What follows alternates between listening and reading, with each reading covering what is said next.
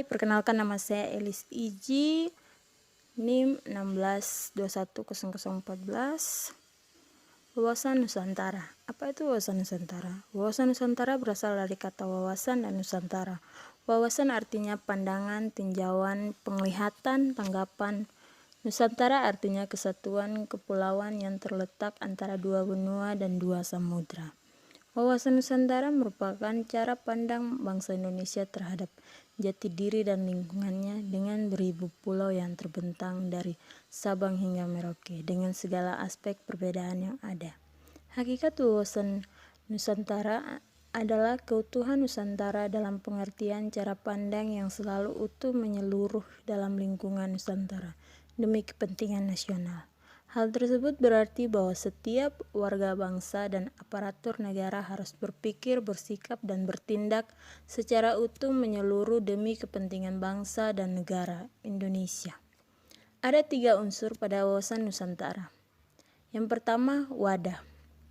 Pertama adalah wadah. Wawasan Nusantara unsur dasar yang satu ini memandang bahwa wilayah lautan lebih penting dari wilayah daratan, sehingga muncul beberapa konsepsi. Sebagai negara kepulauan mempunyai banyak pengertian.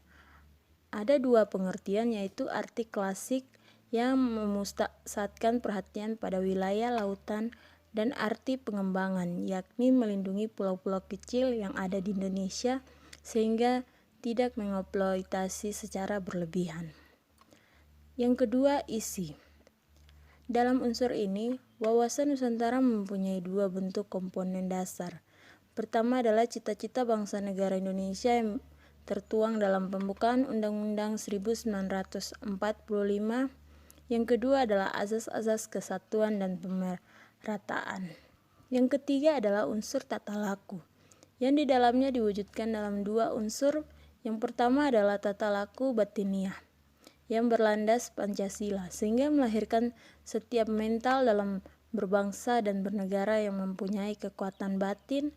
Faktor yang mempengaruhi perkembangannya adalah budaya, agama, tradisi, dan lingkungan hidup.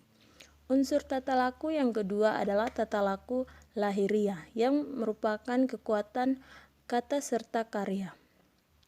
Hal tersebut akan terwujud di dalam tata perencanaan, tata pengendalian dalam sebuah proses pembangunan nasional, serta tata pelaksanaan. Itulah unsur dasar wawasan Nusantara. Wawasan Nusantara berkedudukan sebagai visi bangsa dalam paradigma nasional.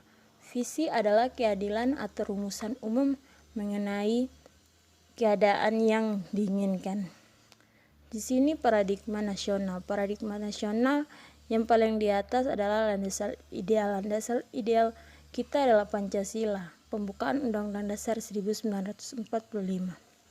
Yang kedua, landasan konstitusional, yaitu Undang-Undang Dasar 1945. Yang ketiga, landasan visual, yaitu wawasan Nusantara. Yang keempat, yaitu landasan komposisional, yaitu ketahanan nasional. Yang kelima, landasan operasional, yaitu dokumen rencana pembangunan. Azas wawasan Nusantara merupakan ketentuan-ketentuan atau kaidah-kaidah dasar yang harus dipatuhi, ditaati, dipelihara, dan diciptakan demi tetap taat dan setianya komponen pembentuk bangsa Indonesia, suku bangsa atau golongan. Terhadap kesepakatan bersama harus disadari bahwa jika azas wawasan Nusantara diabaikan, komponen pembentuk kesepakatan bersama akan melanggar kesepakatan bersama tersebut, yang berarti bahwa tercerai-berai bangsa dan negara Indonesia. Azas wawasan Nusantara terdiri atas kepentingan bersama, tujuan yang sama. Adapun kepentingan bersama, ketika menegakkan dan merebut kemerdekaan, kepentingan bersama bangsa Indonesia adalah menghadapi penjajah secara fisik dari bangsa lain.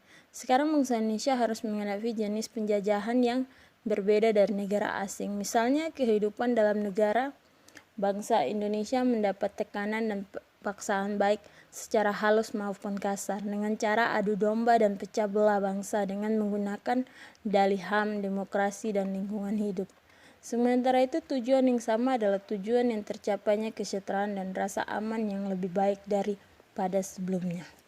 Keadilan, yang berarti bahwa kesesuaian pembagian hasil dengan adil, jeripaya usaha dan kegiatan-kegiatan baik orang, perorangan, golongan, kelompok maupun daerah.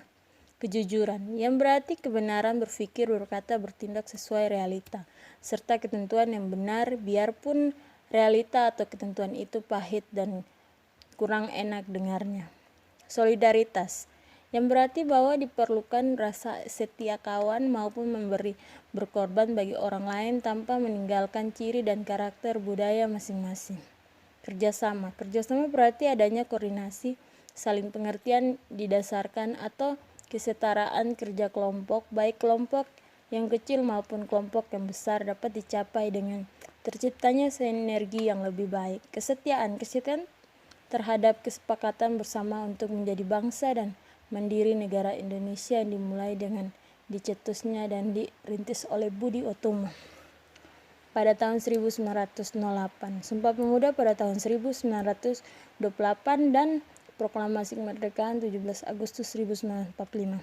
Kesetiaan terhadap kesepakatan bersama ini sangatlah penting dan menjadi tonggak utama terciptanya persatuan dan kesatuan dalam kebinekaan.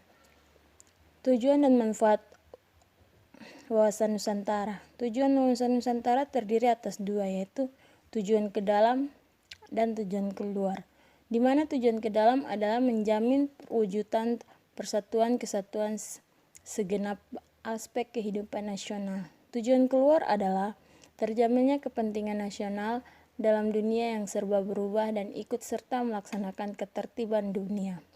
Manfaat wawasan Nusantara adalah sebagai berikut.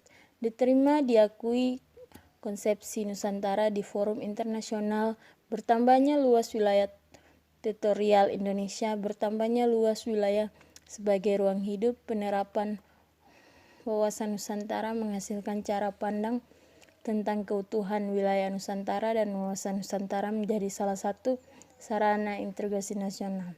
Persoalan yang muncul dalam wawasan Nusantara, penarikan garis batas dalam menimbulkan konflik dengan negara lain oleh karena negara akan saling klaim. Masuknya pihak luar ke dalam wilayah yurisdiksi Indonesia yang tidak terkendali dan terawasi. Kerawanan di pulau-pulau luar Indonesia, illegal fishing, occupation, transit, kejahatan, dan lain-lain. Sentimen kedaerahan yang suatu saat berkembang yang dapat melemahkan pembangunan berwawasan Nusantara. Terima kasih.